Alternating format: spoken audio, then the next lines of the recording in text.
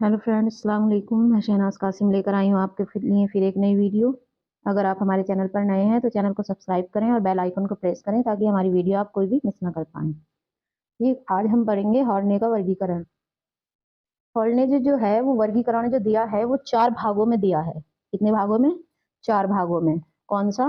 पूर्वी गोडियन, पश्चिमी गोडियन और उत्तरी गोडियन और दक्षिण गोडियन। ठीक। अब इसके बाद जो है इन्होंने पूर्वी गोडियन में जो है पूर्वी हिंदी, इसी में बिहारी को भी सम्मिलित किया है। किसको? बिहारी को सम्मिलित किया है। और बंगला, असमिया, उड़िया, इन इसमें 4 स्थानों को इन्होंने सम्मिलित किया है। और जो पश्चिमी गोडियन है हमारा, पश्चिमी गोडियन में इन्होंने पश्चिमी हिंदी, इसी में राजस्थान को भी सम्मिलित किया है, गुजराती और सिंधी और पंजाबी इनको सम्मिलित किया है। और उत्तरी गोडियन में पहाड़ी भाषाएं जैसे गढ़वाली, नेपाली, मंडियाली आदि इन चीजों को जो है इन्होंने सम्मिलित किया है। दक्षिणी गोडियन में सिर्फ मराठी को ही इन्होंने सम्मिलित किया है। अब हार्ले ने जो वर्गीकरण किया है ये इस बात को आधार मानते हैं आर्य दो विभिन्न समय पर दो भिन्न दल आए थे। यहाँ पर कौन सी जाति की बात हो रही है? यहाँ पर जो है आर्य जाति की बात कर रहे हैं, जहां से आर्य व्रत की स्थापना मानी जाती है। किसकी? आर्य व्रत की। आर्य व्रत की स्थापना मानी जाती है। आर्य जो थे वो विभिन्न दलों में भारत में आए थे। ये जब भारत के मध्य भाग में बट गए थे और जो बाहर के क्षेत्र थे वहां वो लोग बस गए। जो केंद्रीय भाषा थी, नोट करते जाना आप, जो केंद्रीय भाषा थी वो उनकी भाषा से अलग थी। कैसी थी? अलग थी। इस बात को ध्यान में रखकर इन्होंने 4 वर्गीकरण किए। ठीक है, इन्होंने 4 वर्गीकरण किए। अब उसके बाद जो है हम आते हैं, इन्होंने वर्गीकरण क्या दिए हैं। और जॉर्ज ग्रियर्सन का वर्गीकरण है बाहरी भाषाएं और मध्यवर्ती भाषाएं, और यह है अंतरंग भाषाएं। बाहरी भाषाएं क्या होती हैं? जो बाहर के क्षेत्रों की भाषाएं थी। ठीक। और अंतरिंग जो इंटरनल होती हैं, जो अंदर क्षेत्र की भाषाएं थी। और मध्यवर्ती जो मध्य में लोग रहते थे उनकी भाषाएं थी, जैसे बिहारी, बंगला, उड़िया, असमिया, ये जो थी ये बाहरी भाषाएं थी। सिंध, लहंदा और मराठी, ये सब बाहर की भाषाएं थी। और जो अंतर की भाषाएं थी वो थी पहाड़ी वर्ग की, नेपाली, मध्यवर्ती पहाड़ी, पूर्वी पहाड़ी, ये सभी थी। इस प्रकार का वर्गीकरण 2 रूपों में दिया। जो प्रथम वर्गीकरण है वो सर्वमिति से स्वीकार नहीं हुआ। इसके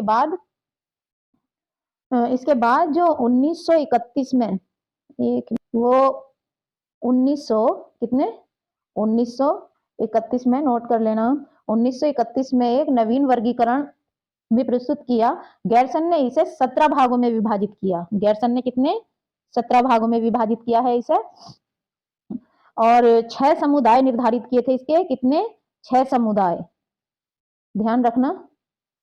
6 समुदाय मोस्ट इंपॉर्टेंट है बीए फर्स्ट ईयर वालों के लिए और जो फर्स्ट सेमेस्टर वाले हैं। इसके साथ साथ 3 शाखाओं में बांटा। कितनी? 3 शाखाओं में बांटा है।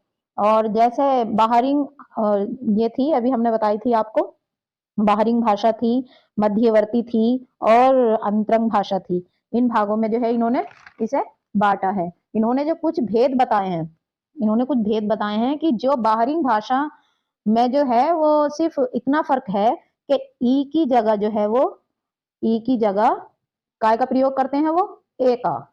ध्यान देना, ई की जगह जो है वो ए का प्रयोग करते हैं और ऊ की जगह किसका करते हैं? ओ का। ठीक है, ऊ की जगह वो ओ का प्रयोग करते हैं। लेकिन अंतरंग भाषाओं में ऐसा होता नहीं है। अंतरंग भाषाओं में ऐसा नहीं होता। उसके बाद हम अगले पेज पर चलते हैं। हाँ, अब जो सुनीति कुमार चटर्जी द्वारा किया गया वर्गीकरण है वो वर्गीकरण देख लें आप। उदीच्य भाषाएं हैं, जो उत्तरी भाषाएं हैं, उन्होंने किन किन भाषाओं को शामिल किया है? सिंधी की, पंजाबी की और लहंदा।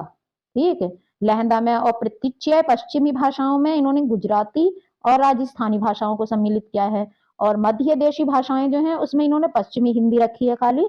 और प्रच्य पूर्वी भाषाएं जो है उन्होंने पूर्वी, उड़िया, असमिया और बिहारी, बंगला। ठीक। इन भाषाओं को सम्मिलित किया है। और दक्षिणात्य जो है, दक्षिणी भाषा जिसे बोलते हैं, उसमें सिर्फ इन्होंने मराठी को, अगर हम देखें और इसके आगे जब हम चलेंगे तो उनका भी ये जो है डॉक्टर धीरेन्द्र वर्मा का वर्गीकरण और इनका वर्गीकरण बस थोड़ा सा डिफरेंट है, बाकी दोनों का सेम है, हल्का सा फर्क मिलेगा आपको अगर आप देखेंगे तो। सुनीता चटर्जी जो है इनका, लेकिन अगर हम विद्वानों की राय को जाने ना तो इसको स्वीकार नहीं करते हैं, वो कहते हैं कि वो भी निर्दोष नहीं है। ठीक। और रियर्सन जो है, रियर्सन जी का भी वर्गीकरण इसी प्रकार का है जैसा चटर्जी का है। जो रियर्सन है उनका भी वर्गीकरण इसी प्रकार से दिया हुआ है। जो अगर हम इनकी बात करें तो इनका वर्गीकरण जो है वो भाषाओं के आधार पर नहीं है, इन्होंने भूगोलीय आधार पर किया था। इन्होंने, जो रियर्सन थे, इन्होंने जो है क्षेत्र के आधार पर वर्गीकरण किया था। इन्होंने भारत के नक्शे को आधार बनाया था, ना कि भाषा को। इन्होंने ये कहा था कि भाषा जो है अहम है, लेकिन जो हमारे क्षेत्र हैं, क्षेत्रों के अकॉर्डिंग भाषा का ज्ञान था उस टाइम। हम सुनीति कुमार चटर्जी के बाद में जो है हम डॉक्टर धीरेन्द्र वर्मा का वर्गीकरण देखते हैं। डॉक्टर धीरेन्द्र वर्मा का वर्गीकरण जो है, उत्तरी वर्ग में इन्होंने सिंधी, पंजाबी और लहंदा को रखा है। सिंधी, पंजाबी और लहंदा को रखा है। और पश्चिमी वर्ग में अब हम इधर देखते हैं चटर्जी ने किसको रखा था। चटर्जी ने हिंदी, पंजाबी और लहंदा रखा था। और इन्होंने जो है सिंधी, पंजाबी, लहंदा ही रखा है। पश्चिमी वर्ग में इन्होंने सिर्फ गुजराती को रखा है। मध्य वर्ग में है पश्चिमी हिंदी, राजस्थानी, पूर्वी हिंदी, बिहारी। और दक्षिणी वर्ग में इन्होंने सिर्फ मराठी को रखा है। पूर्वी वर्ग में इन्होंने बंगला, उड़िया और असमी को रखा था। ठीक है। और इसी के लिए हम अपनी वीडियो को समाप्त करते हैं। तब तक के लिए आप अगर हमारे चैनल पर नए हैं तो हमारे चैनल को सब्सक्राइब करें और बेल आइकन को प्रेस करें। और अगर आपको हमारी वीडियो पसंद आई हो तो लाइक करें, शेयर करें, कमेंट करें। और अगर आपको कोई किसी और टॉपिक पर वीडियो चाहिए तो हमें कमेंट में बताएं, हम आपके टॉपिक भी क्लियर करने की कोशिश करेंगे। तब तक के लिए अल्लाह हाफिज़।